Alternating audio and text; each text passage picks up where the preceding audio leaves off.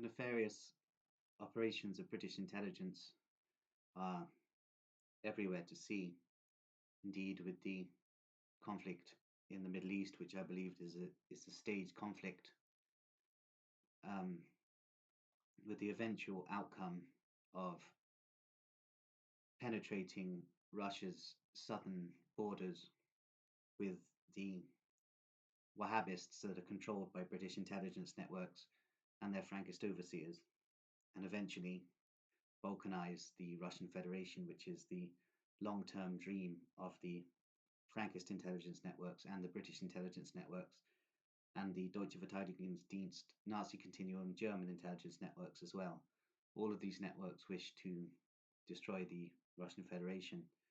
Indeed, Putin himself is part of the dialectic and is not the savior that people make him out to be. Indeed, Putin is a Frankist through his mother and is part of the overall agenda.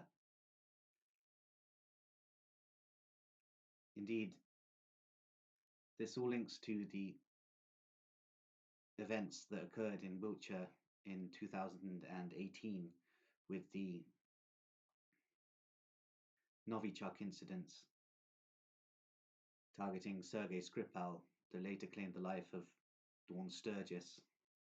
Indeed, these were not Russian operations, these were British operations, MI5 and MI6 operations, in tandem with the higher echelons of Wiltshire Police and the Masons that control it. At the time, it was Angus Macpherson who was the commissioner of the Wiltshire Police overall network, and these Novichok incidents were dressed up as Russian operations when the Russians are much more slick with their intelligence operations than this very obvious event, which had the hallmarks of MI5 and MI6 attempting to cast blame on the Russian intelligence agencies.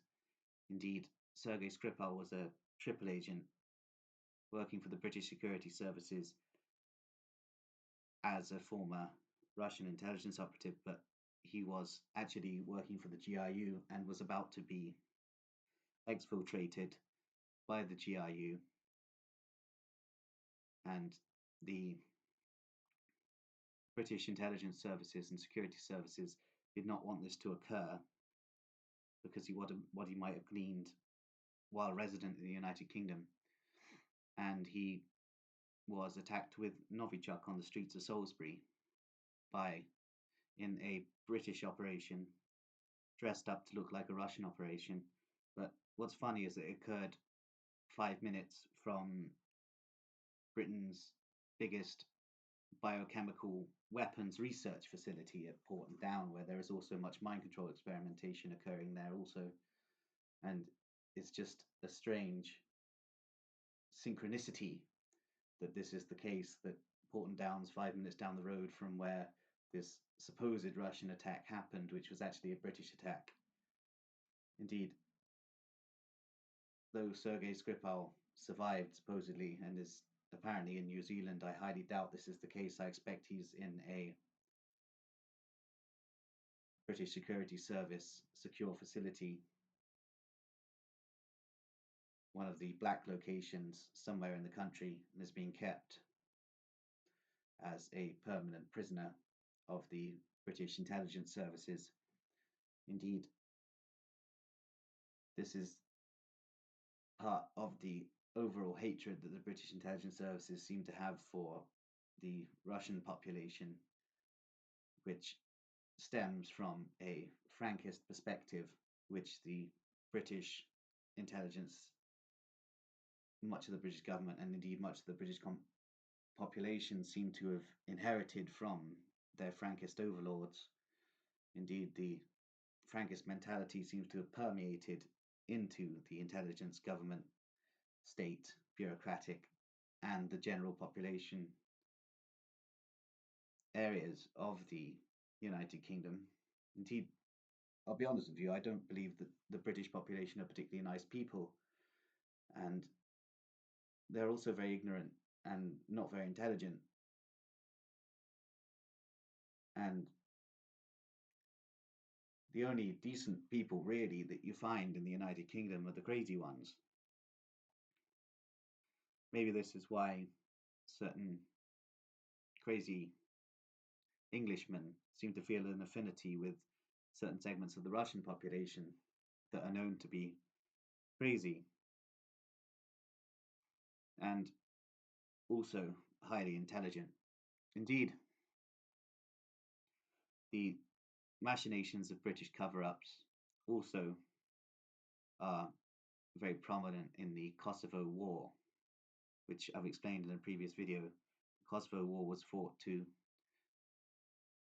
ensure the economic dominion of German corporations within the Balkan region and to embolden the Albanian mafia, indeed the UCHCA, the Kosovo Liberation Army, which originally made its fortune from human trafficking, child trafficking, drug running, gun running, all under the watchful eye of the British intelligence services, the United States intelligence services, and the German federal intelligence services, as well as the Deutsche Verteidigungsdienst Nazi Continuum Black Operations Network.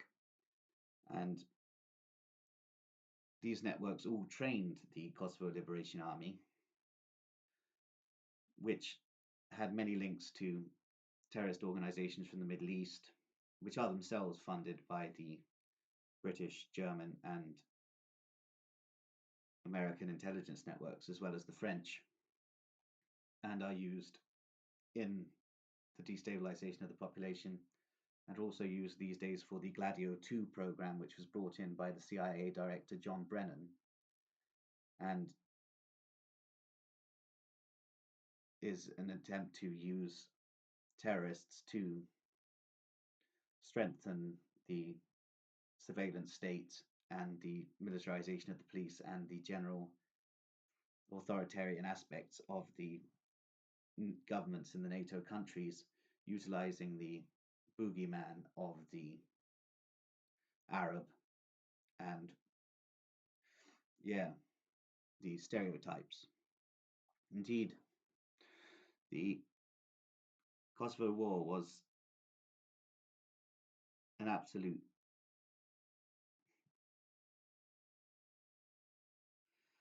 theatrical engagement on the part of the NATO forces because they propped up a mafia regime in Kosovo at the expense of the Serbs and basically created a drug running, narcotics running, child trafficking, prostitution gambit for their own personal gain. There were various figures within the NATO country establishments who have profited a lot from the establishment of the nation of Kosovo. Indeed, the Albanian mob basically have a free hand in Europe and have been given that by especially British intelligence because the Albanian mob are most prominent within Britain. And this free hand was given to them at the expense of the Serbian population of Kosovo, who didn't fit into the imperial agenda of the NATO nations and their Frankist overseers, and were thus shoved aside. Indeed, the British population are so dumb that they have fallen for everything that the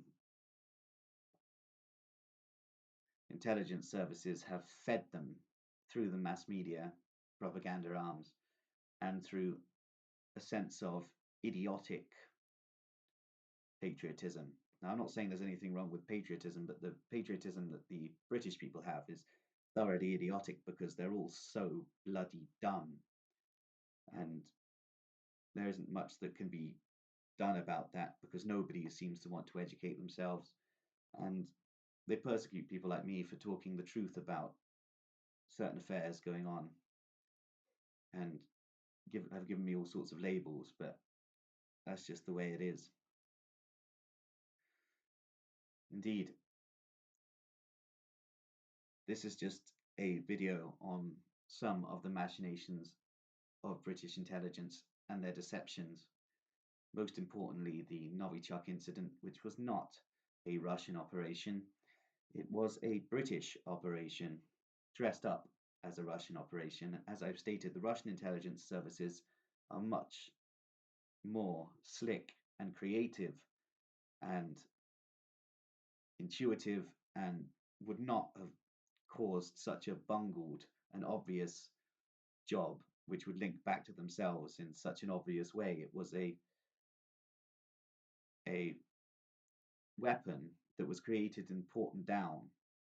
It was probably not even the Novichok formula chemical anyway.